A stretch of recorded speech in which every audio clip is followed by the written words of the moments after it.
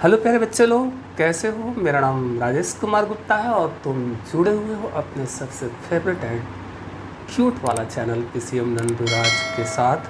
तो आज हम लोग क्लास 12 के लिए indefinite integral book R S Agarwal, जिसमें एक्सरसाइज 15 चल रहा था, आज उस चैप्टर को मेरे को आगे कंटिन्यू करना है, जिसमें पार्शियल फ्रैक्शन का यूज करके हम फंक्शन को इंटीग्रेट कर रहे हैं। और ये चैप्टर अप्रॉक्सीमेट अब हम लोग जो है समाप्ति की ओर ही है, तो धीमे धीमे हम लोग बढ़ते चलेंगे। तो आज क्वेश्चन नंबर कहाँ से स्टार्ट करनी है? एक्सरसाइज 15 है, क्वेश्चन नंबर 50 से। और ये क्वेश्चन नंबर 50 अब तक जो क्वेश्चन बना है उससे थोड़ा सा अलग पैटर्न का भी क्वेश्चन आ रहा है। तो ये है sin x three plus 2 cos x।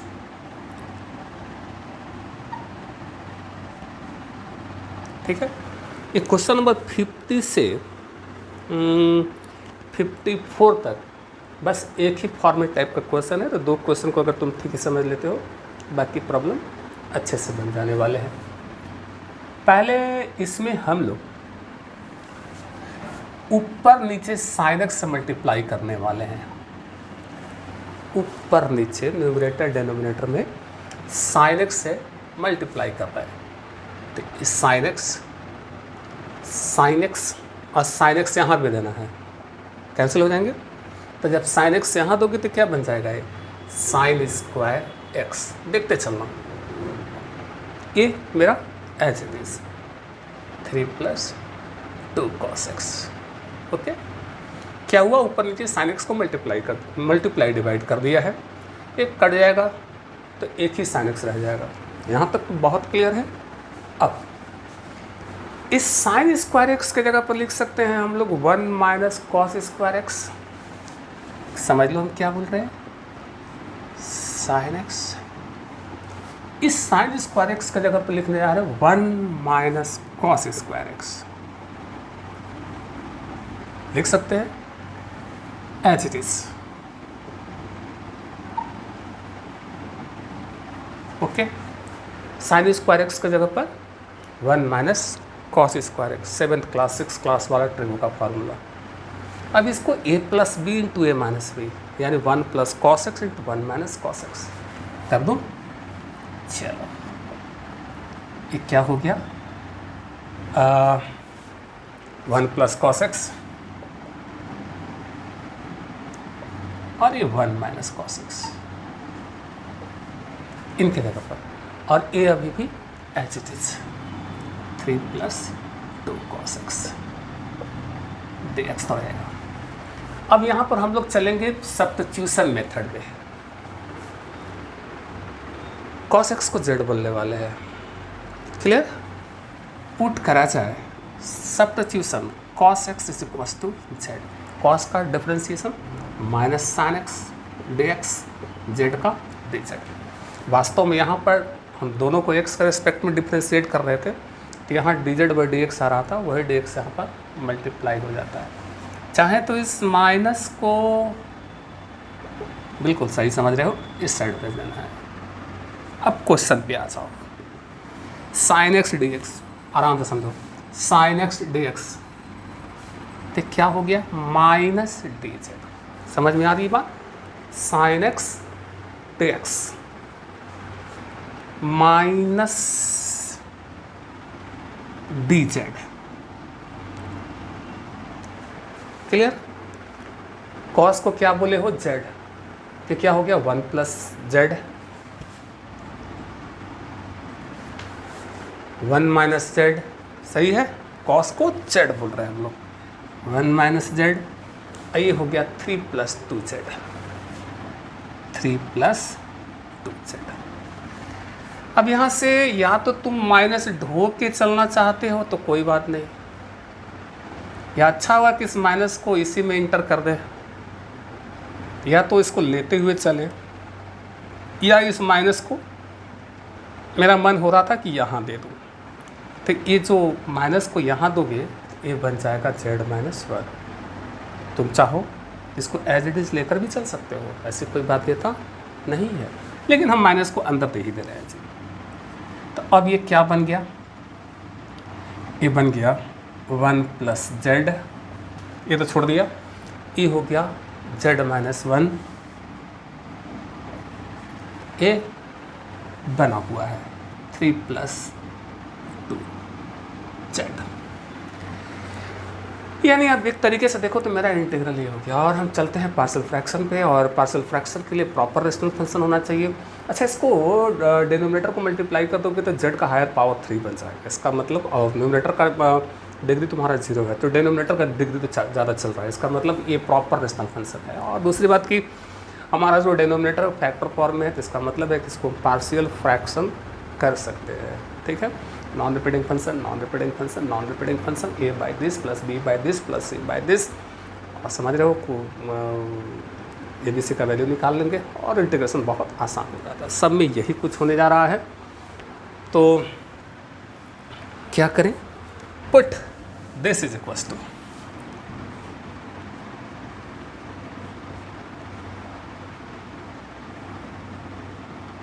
Okay, तीनों नॉन रिपीटिंग है। Okay, a by first factor plus b by second factor plus c by third factor, ऐसा ही होता था नॉन रिपीटिंग में। अब ये ABC का वैल्यू निकाल लें तो नॉन रिपीटिंग में कांस्टेंट टर्म का वैल्यू निकालना बड़ा आसान हो जाता है कि क्यों हम इक्वेशन बनाएं। अब यहाँ 3 कांस्टेंट है तो इक्वेशन बनाएंगे तो ABC के टर्म में 3 इक्वेशन बनेगा, फिर उसको सॉल्व करेंगे और वो 3 इक्वेशन को सॉल्व करने ही अपने आप में टाइमिंग ले लेगा। तो ज़्यादा अच्छा है कि यहाँ पर हम शॉर्टकट लगाएं, क्योंकि हमने बताया कि नॉन रिपीटिंग केस में जो है शॉर्टकट बड़ा आसान हो जाता है। ऐसे तो कैसे शॉर्टकट लगेगा उसको देखो। चलिए, तो यहाँ तक इसको मिटा देते हैं। याद रखना कि हमें z किसको बोले हैं, cos x को वैल्यू रिटर्न करना होगा। z किसे बोले हैं, cos x को। ओके, चलिए तो चलो पहले मेरे को a का वैल्यू निकालना है। ठीक, तो हमको a का डिनोमिनेटर 0 करना पड़ेगा। तो यहाँ पर z के जगह पर -1 रख देते हो तो a का डिनोमिनेटर 0 हो जाता है। तो हमने पुट करा z इज इक्वल टू -1, किसका वैल्यू निकलेगा, a का। जिस कांस्टेंट का वैल्यू निकालना है उसका डिनोमिनेटर 0 हो। क्या पुट करें कि 0 हो, ये तुमको देखना होगा। अच्छा, a का वैल्यू निकालने जा रहे हैं तो a का जो डिनोमिनेटर है इसको ढक लो। अब बाकी जगह पर z के जगह पर -1 रख दो। तो आज हम रखते हैं z के जगह पर -1 -2, z के जगह पर यहाँ पर -1 तो 3 - 2 1, ये हो गया -12। a का वैल्यू निकल गया। अब चलते हैं b का वैल्यू निकालने के लिए। तो यहाँ z के जगह पर 1 पुट कर दो तो b का डिनोमिनेटर 0 हो जाता है। अब सब लोग समझ रहे होंगे इस चीज़ को। z is equal to 1 put करेंगे, ओहो, z is equal to 1 put कर देते हैं तो b का डिनोमिनेटर 0 हो जाएगा। ठीक है, b का वैल्यू निकालना है तो b का डिनोमिनेटर देखो यही है, इसको ढक दो, बाकी में रख दो z के जगह पर 1 प्लस 1 2, समझ में आ रही बात ना। z के जगह पर रखना है 1 तो ये हो गया 5, ये हो गया 1/10।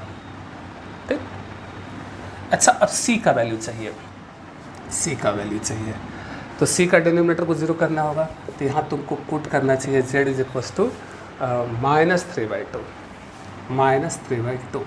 समझो क्या बोल रहे हैं, यहाँ z के जगह पर यदि -3/2 रखते हो तो ये पोर्शन 0 हो जाएगा। किसका वैल्यू निकलेगा, c का। c का डिनोमिनेटर यहाँ ढक दो, इसको ढक देना है, बाकी हिस्से में वैल्यू रख देना है 1 ऊपर से 1 प्लस z के जगह पर क्या रखना है -3/2 z के जगह पर -3/2। समझ में आ रही बात ना, z के जगह पर -3/2 -1 और इसमें तुमको रखना ही था। अब इसको सॉल्व करो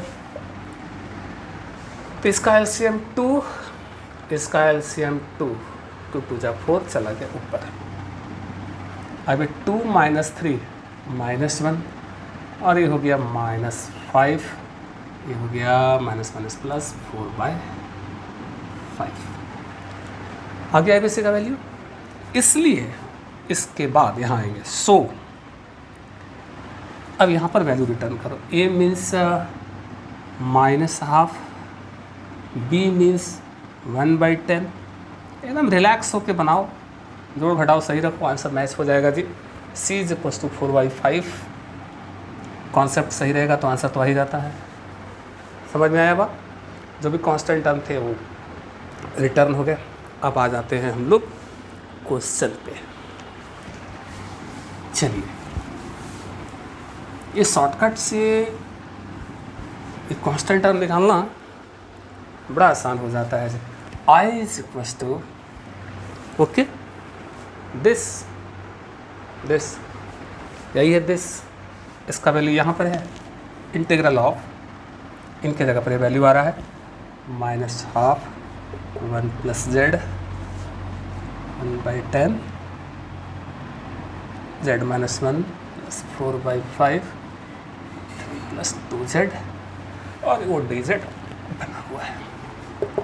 अब क्या, अब इंटीग्रल सब पक जाएगा और ये सब कांस्टेंट टर्म पीछे होते चले जाएंगे। तो बड़ा समझ में आ रहा होगा। तो -½ कांस्टेंट टर्म पीछे, तो dz by this 1/10 constant term, तो इसका इंटीग्रल 4/5 कांस्टेंट टर्म पीछे गया 3 + 2z। अब सब 1/x का इंटीग्रेशन log x, log इतना log इतना log इतना, z कोएफिशिएंट 2 उसको अलग से डिवाइड, ठीक है। और फिर लास्ट में z का वैल्यू हमको रिटर्न करना होगा। आ जाओ, -½ इसको x के रूप में देखें तो 1/x का इंटीग्रेशन log x 1/10। अच्छा, z कोएफिशिएंट 1 है, अलग से डिवाइड करना भी नहीं होगा। इसको x के रूप में देखें तो 1/x का log x, यहाँ में z कोएफिशिएंट 1 + 4/5। इसको x के रूप में देखते हो तो 1/x का log x, बट यहाँ z कोएफिशिएंट 2 अलग से डिवाइड, ठीक है। 2 × 2 = 4 हो जाएगा, तो यहाँ 2/5 हो जाएगा। अब z का वैल्यू रख देंगे, c तो होते रहता है। z किसको बोले हो? cos को। तो ये हो गया 1 + cos x 1/10, ये हो गया cos x - 1, एक 2 × 2 = कट जाएगा ये, तो log 3 + 2 z means cos x + c। Answer एकदम क्लियर है। तो थोड़ा सा हम देख लेते हैं कि इनका आंसर यहीं पर छूट रहा है क्या। बहुत बढ़िया, इनका आंसर यहीं पर ही छूट रहा है। क्लियर है? हमने जैसे बताया कि 54 तक एकदम हूबहू वही चलना है। तो हम चाह रहे थे कि 51 तुम्हारे लिए पास कर देते और 52 पर आ जाते। I = सिमिलर क्वेश्चन है 51/, ये है sin x × cos square x। ऊपर ये sin x का मल्टीप्लाई करने जा रहे हैं। अच्छा, dx तो थोड़ा इधर कर लेते हैं हम लोग। अच्छा, ऊपर ये sin x का मल्टीप्लाई कर रहे थे, ये sin x आ गया और sin x इस पर भी मल्टीप्लाई हुआ तो क्या बन गया? वो sin स्क्वायर x हो गया। ठीक है, बढ़िया, एकदम दिख रहा है ऊपर का हिस्सा। आ जाए जरा।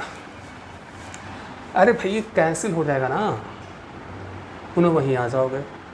sin x को न्यूमरेटर डिनोमिनेटर में मल्टीप्लाई डिवाइड करा गया। अभी sin स्क्वायर x की जगह पर लिख देते हैं 1 - cos स्क्वायर x। ठीक, समझो क्या होने जा रहा है। इसके जगह पर हमने लिखना 1 - cos स्क्वायर x। बने रहो, ठीक है। अब हम यहीं पर इसको a + b × a - b पे तोड़ सकते हैं। इसको ऐसे भी बना सकते हैं, जैसे अच्छा लगे बना सकते हो। हालांकि हम कोशिश करते हैं कि नॉन रिपीटिंग का केस मिल जाए तो ज़्यादा बेटर होगा, क्योंकि उसमें कांस्टेंट टर्म निकालना आसान होता है। तो कर ही देते हैं, इसको क्या कर देते हैं, 1 + cos x 1 - cos x,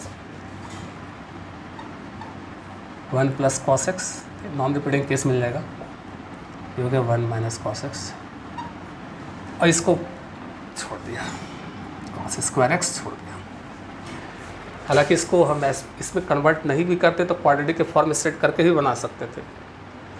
अब हमने बोलना है cos x को z, सब्स्टिट्यूशन मेथड पुट करा, cos x = z, तो sin x dx क्या हो जाएगा, -dz। क्लियर है? क्वेश्चन पे आ जाए जरा यहाँ पर, sin x dx ये कहता है -dz, 1 + z 1 - z z²। ठीक है, यहाँ से स्टार्ट कर दो, अच्छा लगेगा थोड़ा सा। z² 1 + z 1 - z, कोई इसमें आगे पीछे रहे इससे कोई प्रॉब्लम नहीं है। cos x को z बोले, z², पहले हमने इसको लिख ली, बाद में भी छोड़ सकते थे, कोई प्रॉब्लम नहीं। z² 1 + z 1 - z, इसमें क्रम में आगे पीछे से कोई लेना देना नहीं जी। हाँ, तो टीथ हो गया तुम्हारा रिपीटिंग, ये हो गया नॉन रिपीटिंग, ये भी हो गया नॉन रिपीटिंग। अब इनके वैल्यूज़ निकालने होंगे। अच्छा, एक बार फिर माइनस को तुम ऐसे लेकर आगे बढ़ना चाहते हो, अच्छा हुआ कि माइनस को हम यहीं पर दे दिया जाए। यहाँ पर माइनस को अगर इसमें इंटर करोगे तो बन जाएगा z - 1, तो कर ही दिया जाए। ये हो गया z² 1 + z, वही बन गया z - 1। क्लियर? अब पार्शियल फ्रैक्शन पे आ जाते हैं इसको। तो put this is equals to, बस यही सीखना है, रिपीटिंग, नॉन रिपीटिंग और क्वाड्रेटिक में कैसे सेट करना, बस बाकी तो काम आसान है जी। 1 + z z - 1, ये रिपीटिंग है, पावर 2 तक गया है, ये होगा a/z + b/z², पावर 2 तो 2 तक जाना है। अच्छा, इनका काम तो हो गया। अब ये नॉन रिपीटिंग है, तो यह है c/1 + z, ये भी नॉन रिपीटिंग है, तो कोई एक और कांस्टेंट सेलेक्ट कर लो, d मान लो हमने सेलेक्ट कर ली, तो d/z - 1। अब इसको एलसीएम लेकर आगे बढ़ोगे, फिर कोएफिशिएंट को कंपेयर करोगे, तो ABCD के टर्म में तुमको 4 इक्वेशन मिलेंगे। उन 4 इक्वेशन को सॉल्व करके ABCD के वैल्यू तुम कैलकुलेट कर सकते हो, कोई प्रॉब्लम नहीं। लेकिन तुम ही समझ रहे हो 4 इक्वेशन को सॉल्व करने में बड़ा मेहनत हो जाएगा। तो हम कोशिश करते हैं, अगर कोई शॉर्टकट से अगर हम कुछ कांस्टेंट टर्म सॉल्व कर ले तो बेटर। तो ऐसा कर लेते हैं इसमें हम लोग कि ये नॉन रिपीटिंग है, ठीक है, तो यहाँ z के जगह पर -1 रखेंगे तो c का डिनोमिनेटर 0 हो जाएगा, तो c का वैल्यू निकाल सकते हैं। ये भी नॉन रिपीटिंग है, यहाँ z के जगह पर 1 रखोगे तो d का वैल्यू निकल जाएगा। ठीक, फिर z के जगह पर 0 रखोगे तो a का भी डिनोमिनेटर 0 हो जा रहा है, b का भी डिनोमिनेटर 0 हो जा रहा है, तो किसका वैल्यू निकलेगा, जिसका पावर ज़्यादा है वो वाला कांस्टेंट निकलेगा, यानी b का वैल्यू निकलेगा। यानी शॉर्टकट तरीके से हम b, c, d 3 कांस्टेंट हम निकाल लेंगे, फिर एक कांस्टेंट रह जाएगा सिर्फ एक के रूप में, तो हम ट्रम्प कार्ड चल देंगे। ट्रम्प कार्ड कहने का मतलब क्या, z के जगह पर कुछ ऐसा पुट करेंगे जो पहले से पुट नहीं हुआ है, याद आ रहा है ना। यानी शॉर्टकट से हम यहाँ पर चारों कांस्टेंट का वैल्यू निकाल लेंगे, यही इंटरेस्टिंग होता है, समझना इसको। तो 4 इक्वेशन को सॉल्व करके ABCD पाने के बजाय अगर विकल्प है हमारे पास, यहाँ तक मिटा देते हैं, मेरा प्रॉब्लम यही है। विकल्प यदि है तो हम कोशिश करते हैं कि शॉर्टकट को लाया जाए, यही इंटीग्रल है, ज़रा भूलना नहीं। तो सबसे पहले हम आते हैं z के जगह पर 0 पुट किया, z = 0। ध्यान रखना रिपीटिंग है, z के जगह पर 0 रखने पर a का भी डिनोमिनेटर 0 हो रहा है, b का भी डिनोमिनेटर 0 हो रहा है, तो कौन सा कांस्टेंट निकलेगा, तो जिसका पावर ज़्यादा है उसका वैल्यू निकलेगा। क्यों? क्योंकि जिस कांस्टेंट का वैल्यू निकलना है उसका डिनोमिनेटर यहाँ पर मैच करना चाहिए। यहाँ z नहीं मैच कर रहा है, z² मैच कर रहा है, समझो इस बात को। एनीवे b का वैल्यू निकलने जा रहा है, तो इसको हम यहाँ पर ढक दिए, अब बाकी जगह पर 0 रख लो, तो 1 + 0 1, 0 -1 -1, यानी b = तो -1 आ गया। फिर समझो, z के जगह पर 0, तो 1 + 0, तो यहाँ से तो 1 मिल गया, 0 -1 आ गया, यानी b = -1 आ गया। ये तो मेरा निकल गया जी। अब चलो c का वैल्यू निकालते हैं। तो c का डिनोमिनेटर 0 करना होगा, तो यहाँ z के जगह पर -1 पुट कर लो। -1 पुट करा तो c का वैल्यू निकला। ठीक है, c का वैल्यू निकलने जा रहा है। तो ये c का डिनोमिनेटर 1 + z, यही है, ढक दो। बाकी जगह रख दो z के जगह पर -1। इस पोर्शन को ढक कर बाकी इसमें z के जगह पर -1, -1 का होल स्क्वायर 1, तो हो गया 1 -1 -2, यानी c = ½ आ गया। अब रही बात d का वैल्यू निकालना। ट्रिक समझ रहे हो ना? तो d का डिनोमिनेटर 0 करना होगा।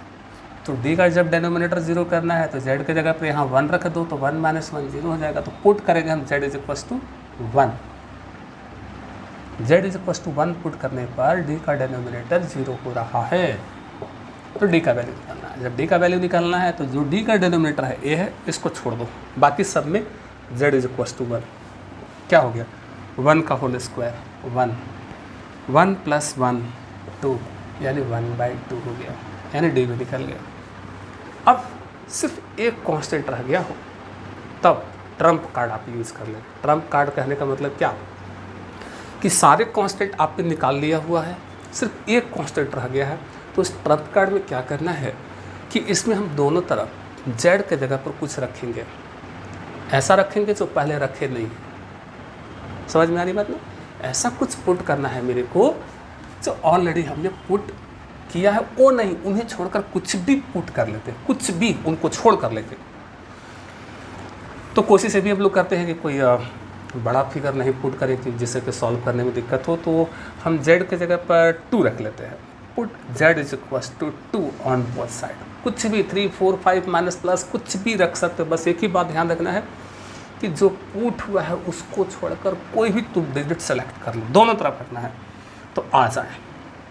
2 रखना है, 2 का होल स्क्वायर 4, 1 + 2 3, 2 - 1 1, a/2।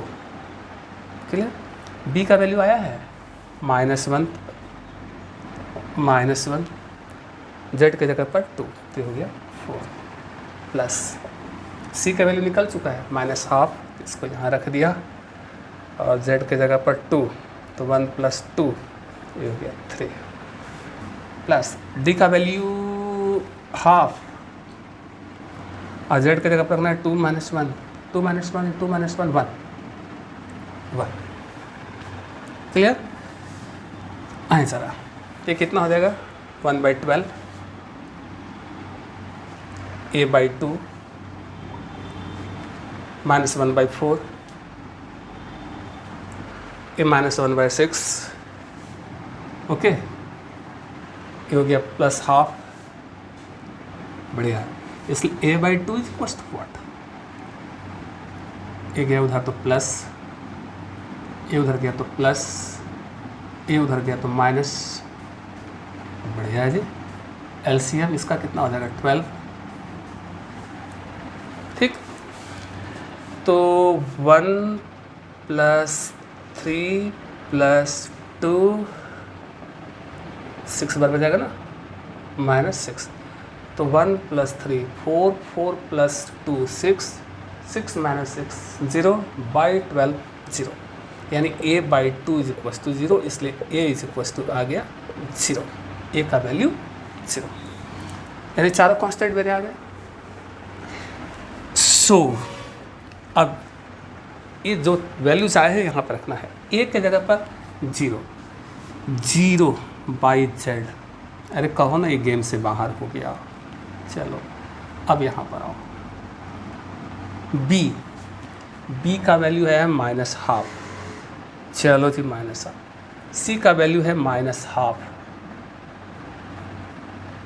d का वैल्यू है ½ ये रख दिए। जो भी 4 कांस्टेंट थे ABCD, उनके वैल्यू को हमने रिटर्न कर दिए। अब चलो क्वेश्चन में,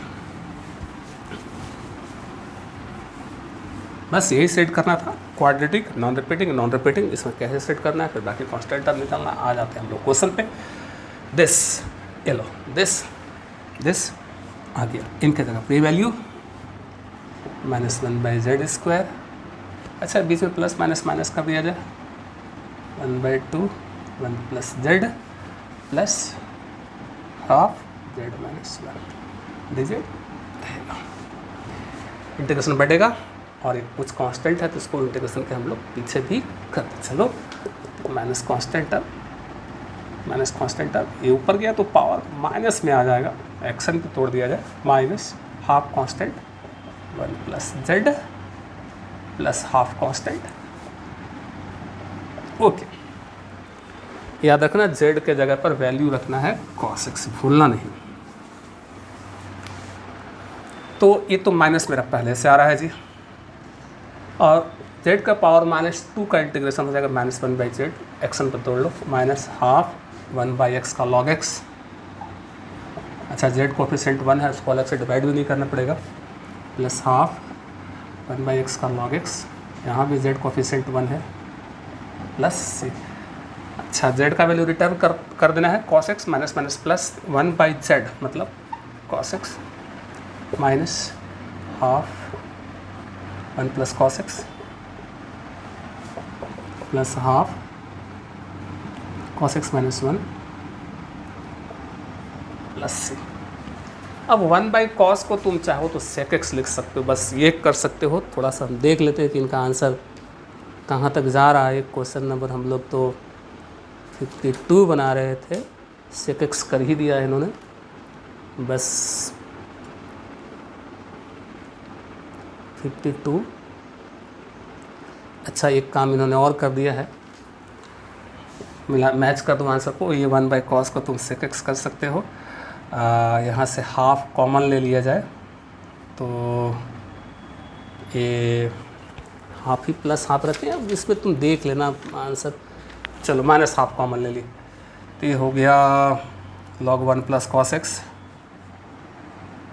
आप यहाँ पर भी आंसर छोड़ सकते हो बिंदास होकर, कोई प्रॉब्लम नहीं। ये हो गया log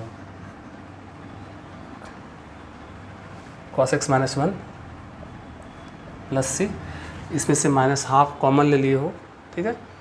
और ये अभी हो गया, इसको m के रूप में देखें, इसको n के रूप में देखें, तो log m - log n log m/n। Okay, एक लाइन और हम जा सकते थे इसमें, -12 log m/n। तो आप ऐसे करके भी छोड़ सकते हो, लेकिन फिर बताएं कि आप चाहें तो एग्ज़ाम में आप यहीं पर ओके कर दीजिए आंसर, इतना आगे जाने का ज़रूरत नहीं है। तो क्वेश्चन नंबर 52, इसको पहले नोट करो, फिर हम आगे बढ़ते हैं।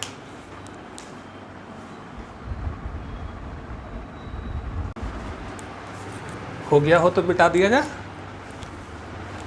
प्रॉब्लम क्लियर है ना? यहाँ से हाफ कॉमन लिए हो तो log m - log n log m/n better होगा, तो हम यहाँ पर भी आंसर छोड़ सकते थे। तो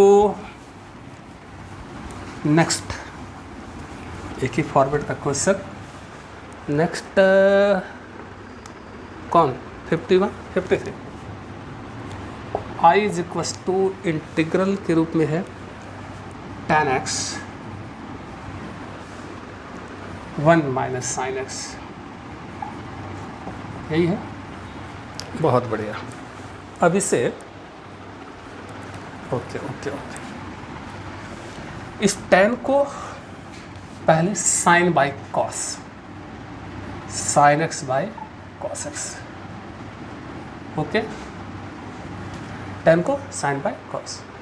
अब ऊपर नीचे cos को मल्टीप्लाई कर दो, ऊपर नीचे cos को multiply, numerator denominator, sin x into cos x। यहाँ कितना हो जाएगा cos square x 1 - sin x। क्या हुआ, ऊपर नीचे cos को मल्टीप्लाई करा, ये बन गया cos स्क्वायर x। अब जब ये cos स्क्वायर x बन ही गया तो इसको लिख देते हैं 1 - sin square x। 1 minus sine square x. Numerator मेरा एज इट इज, ये क्या हो गया 1 minus sine square x, 1 minus sine square x as it is. A plus b into a minus B,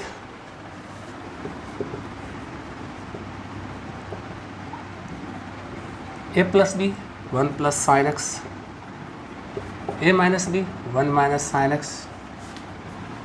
हो गया, समझ में आ रही एज इट इज।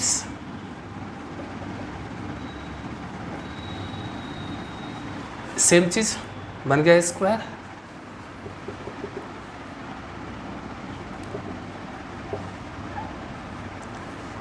बने रहो। ये मिलकर 1 माइनस साइन एक्स का होल स्क्वायर हो गया। अब साइन एक्स को बोल दिया जाए जेड, पुट करा sine X is equal to Z, sine का डिफरेंशिएशन कॉस एक्स डेक्स अपने से जेड का डी, इसलिए I is equal to, clear, sine को क्या बोले हो Z, Z cos X D X, cos X D X, clear है, ये है डी जेड। ये क्या हो गया 1 प्लस जेड, आराम से देखते चलना, ये हो गया 1 माइनस जेड का होल स्क्वायर, हो गया 1 माइनस जेड का whole square. Method of substitution में थे हम लोग। अब ठीक है, न्यूमरेटर का डिग्री 1, डिनोमिनेटर का डिग्री 3, प्रॉपर रेशनल फंक्शन है, डिनोमिनेटर जो है फैक्टर फॉर्म में भी है, नॉन रिपीटिंग है, क्वाड्रेटिक है, क्लियर। अब समझ में आ रहा है क्या होना है। याद रहे हम लोगों को z इज इक्वल टू क्या रिटर्न करना है, साइन एक्स, नोट कर दिए, बाकी को अब यहाँ से हटा देते हैं। चलिए, इन सब का ज़रूरत नहीं है। अब पार्शियल फ्रैक्शन करें अब,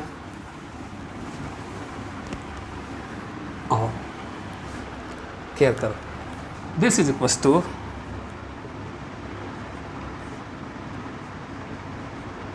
पुट करा जा रहा है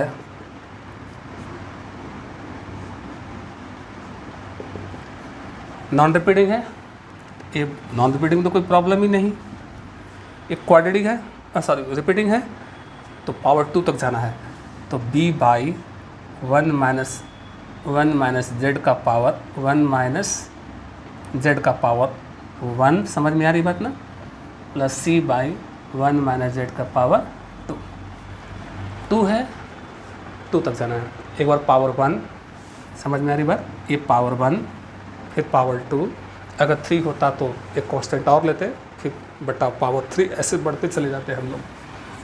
तो अब यहाँ से तुमको सॉल्व करना है, कितने कांस्टेंट है, 3 कांस्टेंट है ABC के रूप में। अब वही एलसीएम लें, इक्वेशन बनाएं, कोएफिशिएंट को कंपेयर करके इक्वेशन बनेगा ABC के टर्म में, 3 इक्वेशन, उनको सॉल्व करके भी तुम ABC का वैल्यू निकाल सकते हो, कोई दिक्कत नहीं, तुमको जैसे अच्छा लगे तुम कर सकते हो। लेकिन यदि कोई शॉर्टकट का विकल्प है तो हम कोशिश करते हैं उसको यूज में लाएं। शॉर्टकट का विकल्प तो है, ये है नॉन रिपीटिंग, ए का वैल्यू तो बड़ा इजीली निकलेगा, ठीक। अच्छा, यहाँ जेड के जगह पर 1 रखने पर बी का भी डिनोमिनेटर 0 हो रहा है, सी का भी डिनोमिनेटर 0 हो रहा है, तो जिसका पावर ज़्यादा उसका कांस्टेंट आ जाएगा, यानी सी का भी वैल्यू आ गया। अब रह गया बी का वैल्यू, सिर्फ बी का वैल्यू, तो ट्रम्प कार्ड यूज़ कर देंगे, आ गया, तीनों कांस्टेंट का वैल्यू कैलकुलेट कर लिए। वरना जैसे हम कह रहे हैं कि आप इसको एलसीएम में जाएँ, ABC के टर्म में 3 इक्वेशन बनेगा, उन तीनों इक्वेशन को सॉल्व करें, फिर ABC का वैल्यू निकालें, जैसे कि पहले के प्रॉब्लम में हमने बहुत सारे प्रॉब्लम ऐसे सॉल्व किया हुआ है। एनीवे, पुट करा z is equal to -1, z is equal to -1, तो a का डिनोमिनेटर 0 हो रहा है, तो a का वैल्यू आएगा, तो a का जो डिनोमिनेटर उसको ढक लो, बाकी में z की जगह पर -1, तो हो गया -1, तो 1 + 1 2 का होल स्क्वायर हो, a का वैल्यू तो आ गया। अब पुट करेंगे z इज इक्वल टू 1, तो b का भी डिनोमिनेटर 0, c का भी डिनोमिनेटर 0, तो जिसका पावर ज़्यादा उसका वैल्यू निकलना है, c का वैल्यू निकलना है, तो सी का डिनोमिनेटर तुमको यहाँ पर मैच करेगा, उसको हटा दो, बाकी में रख दो 1, जेड की जगह पर 1, 1, 1 + 1 2, सी का वैल्यू आ गया, यानी ए का वैल्यू आ गया और सी का वैल्यू आ गया। अब रह गया सिर्फ ए। यूज करेंगे ट्रम्प कार्ड। तो ट्रम्प कार्ड में ऐसा कुछ पुट करना है जो पुट नहीं हुआ है अभी तक, उनको छोड़कर कुछ भी पुट कर लेंगे। तो हम सोच रहे हैं क्यों ना 0 पुट कर दूं, या फिर 2, 2, 3, 4, 10 कुछ भी प्लस माइनस कुछ भी तुमको जो अच्छा लगे पुट करो। हम 0 पुट करना चाह रहे थे। ए अच्छा, पुट 0 ऑन बोथ साइड, चलो यहाँ 0 रखोगे, 0, 0, 0 तो इधर सिर्फ 0 आ जाएगा। ए का वैल्यू है -1/4, 0 तो 1 + 0 1 छोड़ दिया, प्लस बी के रूप में, बी तो मेरे को निकालना ही है, जेड की जगह पर 0 तो 1 - 0 1 तो सिर्फ बी रह गया। सी का वैल्यू मेरा आया हुआ है हाफ, जेड 0 1 - 0 ठीक है, तो ए सिर्फ यहाँ भी 1 ही हो गया। क्लियर है? तो b = आ जाएगा, ए गया उधर तो प्लस में, ए गया उधर तो माइनस में, LCM 4 1 - 2 -1/4 सही है, और 1 तो ठीक है, तीनों का वैल्यू आ गया। सो ए -1/4, बी ये भी -1/4, सी हाफ आ गया। चलिए तो ऊपर से हटाएं, अब आ जाओ क्वेश्चन लीजिए। यही हमारा प्रॉब्लम है, I = दिस, ओके। 9 को बीच में प्लस माइनस माइनस कर लिया जाए,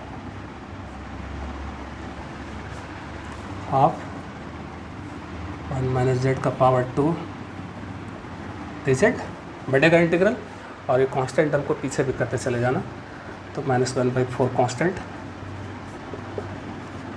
-1/4 कांस्टेंट प्लस हाफ कांस्टेंट, इसको ऊपर लेगा तो पावर माइनस में, ठीक। अच्छा, इसको हटाएं यहाँ से। अब -1/4 1/x का log x, 1/x का log x, but z coefficient -1 उसको अलग से डिवाइड, यहाँ z कोफिशिएंट 1 था, अलग से डिवाइड करने की ज़रूरत नहीं था तुमको, +1/2 इसका हो जाएगा, पावर में 1 जोड़ोगे, पावर में 1 ऐड करोगे तो -1 उतने से डिवाइड, समझ में आ रहा ना, पावर में 1 ऐड करना है तो क्योंकि -1 उतने से डिवाइड करेंगे, ये माइनस यहाँ आ जाएगा, इसको नीचे लाओगे तो पावर प्लस में हो जाएगा, यानी 1 - z + c हो गया।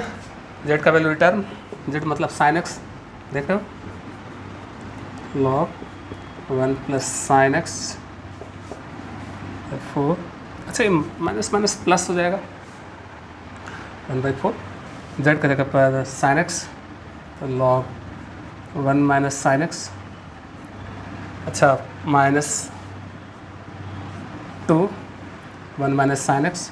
अच्छा तुमको एक बात और बता दूँ, प्लस से एक्चुअली देखो, जहाँ भी लॉग है यहाँ पर हम मॉडुलस नहीं लगा रहे हैं। एक्चुअली लॉग जब भी है, लॉग जब भी यहाँ पर हो, यहाँ पर ये पॉजिटिव होता है, लॉग हमेशा पॉजिटिव के लिए डिफाइन है। सुनो हम क्या बोले, लॉग हमेशा पॉजिटिव के लिए डिफाइन होता है। अगर हम यहाँ कुछ भी, अक्सर अच्छा होता है कि हम यहाँ पर जो भी डिजिट लिखते हैं यहाँ पर ऐसे हम दिखाएं मॉडुलस लगा के कि मेरा प्लस वाला आइटम है। अगर हम केवल एक्स भी लिखते हैं तो इसका मतलब हम मान के चल रहे कि एक्स मेरा पॉजिटिव है। तो तुम जैसे बुक में देखते हो जो भी आंसर लिख रहे हैं वो लॉग जब भी लिखते हैं तो यहाँ पर मॉडुलस लगा देते हैं। जैसे हम यहाँ पर सिंपल एक ब्रैकेट दे दिए है 1 - sin x, और लॉग हमेशा पॉजिटिव डिफाइन है, तो हम ऐसा मान के चल रहे कि मेरा पॉजिटिव है। ठीक, हो सकता है भाई कि ये मेरा ये मेरा छोटा हो, ये बड़ा हो, तो उस केस में तो नेगेटिव आ जाएगा। तो बहुत जगह इसको माइनस ऐसे मॉड लगा देते हैं। लॉग वाले केस में अगर हम ब्रैकेट भी दें तो कोई प्रॉब्लम नहीं है। अब यदि मॉड लगा दिए हैं तो ए बड़ा हो तो नेगेटिव आ जाएगा, तो मॉड उसको प्लस कर देगा। तो मेरा कहने का मतलब है, अगर तुम मॉड लगा देते हो तो इसको पहले लिखो या इसको पहले लिखो, मुद्दा ख़त्म हो जाता है, क्योंकि लॉग हमेशा पॉजिटिव के लिए ही डिफाइन होता है। तो हम कह रहे हैं कि हो सकता है कि बुक में आंसर जैसे कि 1 माइनस साइन एक्स ना होकर यहाँ पर साइन एक्स माइनस 1 लिख रहे हो, कोई दिक्कत नहीं। अगर तुम मॉड लगा देते हो, इनको यहाँ रखो या इनको यहाँ रखो, ये मुद्दा हट जाता है, क्योंकि लॉग हमेशा पॉजिटिवली डिफाइन होता है। और मॉड लग गया तो इसका मतलब है कि अगर हमने उल्टा भी लिखा हुआ है तो क्या होगा, घटकर माइनस में आ जाएगा। मॉड हमने लगाया हुआ है तो मॉड उसको प्लस कर देगा। तो हम ये कह रहे हैं कि अगर तुम यहाँ ब्रैकेट, यहाँ मॉड अगर ना देकर अगर ब्रैकेट भी दिखा देते हो तो कोई प्रॉब्लम नहीं है। समझ में आ रही बात ना? हम फिर रिपीट कर रहे हैं। अगर यहाँ जैसे बुक में आंसर में मॉडलस यूज़ कर रहे हैं, तो मॉडलस ना यूज़ करके सिंपल अगर तुम ब्रैकेट भी दिखा देते हो तो कोई हर्ज नहीं है, पहली बात। और दूसरी बात कि ए यहाँ है कि ए यहाँ है, उससे कोई लेना देना नहीं है। अगर तुम उल्टा भी क्रम लिख दिए हो तो ध्यान दे कि लॉग हमेशा पॉजिटिवली डिफाइन होता है, इसलिए बुक वाले जो आंसर शो करते हैं खासकर लॉग के केस में, तो यहाँ मॉड जरूर लगा देते हैं। समझ में आ रही बात ना? एनीवे हम थोड़ा सा बुक का आंसर देख लेते हैं। क्वेश्चन नंबर 53 हम लोग का बन रहा था 1 minus sine x 1 plus sine x, 1 minus sine x 1 plus sine x. अच्छा, ऐसे कर दिए हैं कुछ। इन्होंने क्या करा ना कि 1/4 कॉमन ले लिया। समझो, यहीं पर बोलना एग्जाम में आंसर 1/4 कॉमन ले लिया, तो log m minus log n हो गया, तो लॉग m/n हो गया। तो ये हो गया 1 माइनस साइन एक्स। समझ में आया क्या हुआ? 1/4 कॉमन लोगे तो log m minus log n, ये हो गया लॉग m/n, और ये एज इट इज़ बना हुआ है, प्लस सी आंसर। और आज के लिए हम लोग लास्ट क्वेश्चन 54 रखेंगे, फिर एक दिन का और रह जाएगा।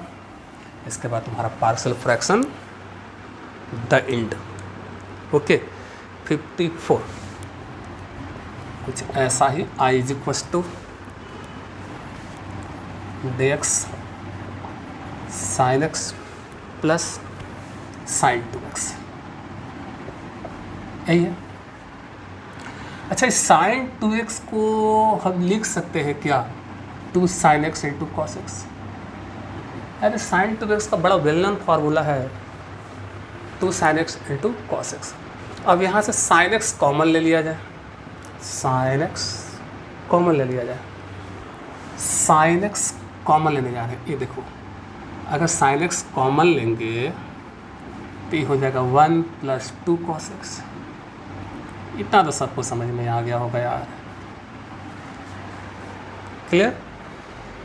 अब sin x को ऊपर नीचे मल्टीप्लाई कर लो, sin x को ऊपर नीचे मल्टीप्लाई करोगे तो ये हो जाएगा यहाँ पर sin स्क्वायर x, क्लियर?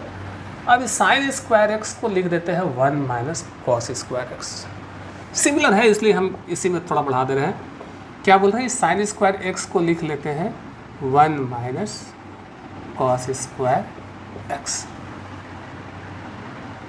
अब इसको समझ में आया? एक ही में हो गया सब। x को थोड़ा किनारे कर लो, a plus B a minus B, तो हो गया 1 plus cos x 1 minus cos x, और ये बना हुआ है 1 प्लस 2 कॉस एक्स। ओके, अब सब्स्टिट्यूशन में कॉस को बोल दो चेक, तो हमने पुट करा cos x is equal to Z. Cos का डिफ्रेंशिएशन माइनस साइन एक्स, और एक्स अपने से जेड का डी जेड, माइनस को उस साइड भेजते हुए क्वेश्चन क्या है, integral sine x D x minus D Z clear? Cos को जेड बोले हो ना, 1 plus Z 1 minus Z 1 plus Z 1 minus Z 1 plus 2 Z 1 plus 2 Z. यहाँ तक क्लियर? अच्छा, अब यदि माइनस को तुम बाहर निकाल लो या तो तुम इसको लेकर चलते रहो, या फिर अच्छा होगा कि इस माइनस को इसमें एंटर कर दें। यदि इस माइनस को इसमें एंटर कर दोगे तो बन जाएगा जेड माइनस 1। एग्री करते हो? ऐसा ही कर देते हैं। तो माइनस को हटा के इसको हमने कर दी जेड माइनस 1। अब पुट दिस, अब तो नॉन रिपीटिंग बड़ा आसान हो गया फिर। तो पुट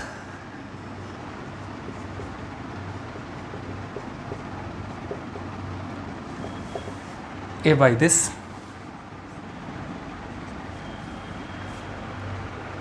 b by this।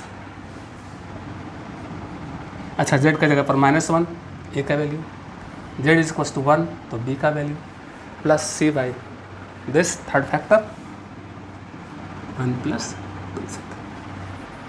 अब a b c का वैल्यू निकालने हैं। ओके, तो पुट करा पहले a का वैल्यू, तो a का डिनोमिनेटर 0 होना चाहिए, तो z is equal to -1। Put z is equal to -1, तो a का वैल्यू निकलेगा, a वाला ढक देना है, -1 -1 -1 तो हो गया -2 -1 तो 1 -2 तो -1। समझ में आ रहा है ना? -1 रखना है तो ये हो गया 1 -2 -1, यानी a is equal to half. हाँ क्या? अब b का वैल्यू निकालना है, b का वैल्यू निकालना है, तो z इज इक्वल टू 1 तो b का डिनोमिनेटर 0 हो जाएगा, तो पुट करेंगे z इज इक्वल टू 1। तो b का वैल्यू निकलना है, तो b का जो डिनोमिनेटर है उसको ढक लेना है, बाकी जगह पर 1 रख लो। तो 1 + 1 2, यहाँ से 2 1 रखना है, तो ये हो गया 3 1/6। तो a निकल गया, b निकल गया। अब किसकी बारी है? c की।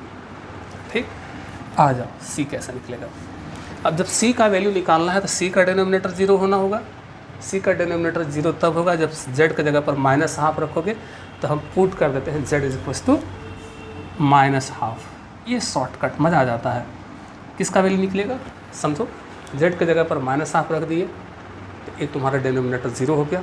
c का वैल्यू निकलना है, तो c का जो डिनोमिनेटर है ये देखो, यहाँ रख दो, इसको ढक दो, बाकी जगह रख लो -1/2। चलो तो हम रखते हैं, यहाँ रखना है -1/2, समझो। तो c इज इक्वल टू, ऊपर में तो 1 आ गया, इसमें रखना ही नहीं था, -1/2, तो 1 -1/2 कितना हो गया? हाफ। यहाँ रखना है कितना? -1/2 -1/2 -1 -3/2। ओके, समझ में आ गया? इसको ढक दिया, ये दोनों जगह z की जगह पर -1/2 हमने रख दी, 1 -1/2 हाफ ये आ गया, और -1/2 -1 -3/2। एनीवे 8 × 2 = 4 ऊपर गया, तो -4/3। c इज इक्वल टू -4/3 आ गया। अब सो वैल्यू रखो, a is equal to half, okay, b is equal to 1/6, ठीक है, c इज इक्वल टू -4/3 तो कांस्टेंट वैल्यू निकाल लेने हैं, और उम्मीद करते हैं कि शॉर्टकट सबको समझ में आ गया होगा। याद रहे कि हम लोगों को z के जगह पर रखना है cos x, ठीक है, रिटर्न करना है, याद रहे z को रिटर्न करना है cos के रूप में, cos x के रूप में। प्रॉब्लम पे आए, i is equal to this, इसको ऐसे भी तो कर सकते हो ना, दिस दिस दिस दिस, आप सबको समझ में आ रहा है, हाफ 1 + z 1/6, प्लस माइनस बीच में माइनस कर दो जी,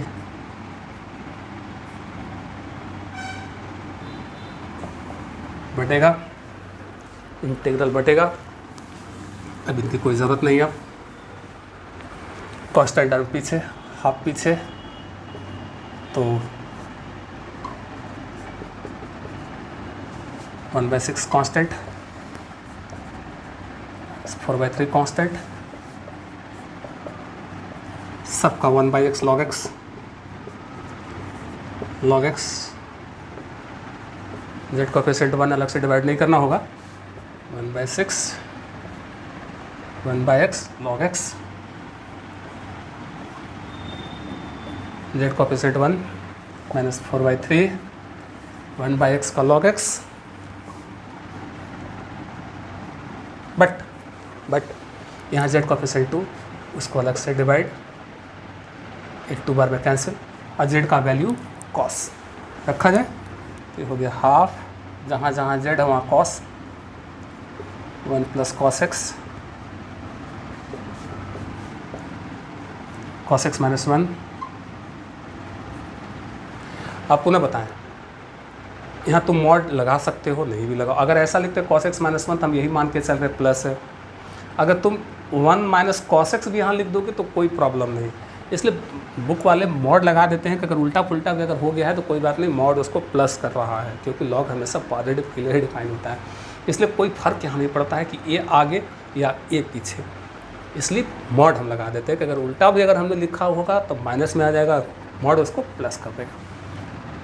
1 2 बार में कट जाएगा, 2/3 log z मतलब cos x 1 plus 2 cos x plus c answer.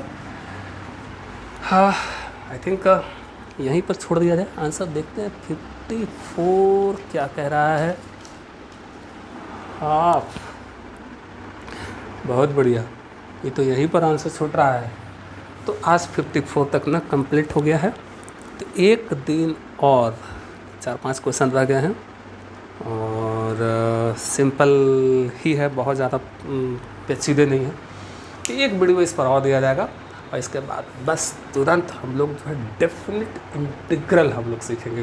तो इंडेफिनिट इंटीग्रल अगर तुम्हारा बहुत अच्छा चला, बहुत अच्छा अगर आपने समझा हुआ है, तो डेफिनेट इंटीग्रल बिल्कुल आसान लगने वाला है। तो आज वीडियो को यहीं पर रुकते हैं, मिलते हैं फिर अगले वीडियो में, तब तक के लिए बाय।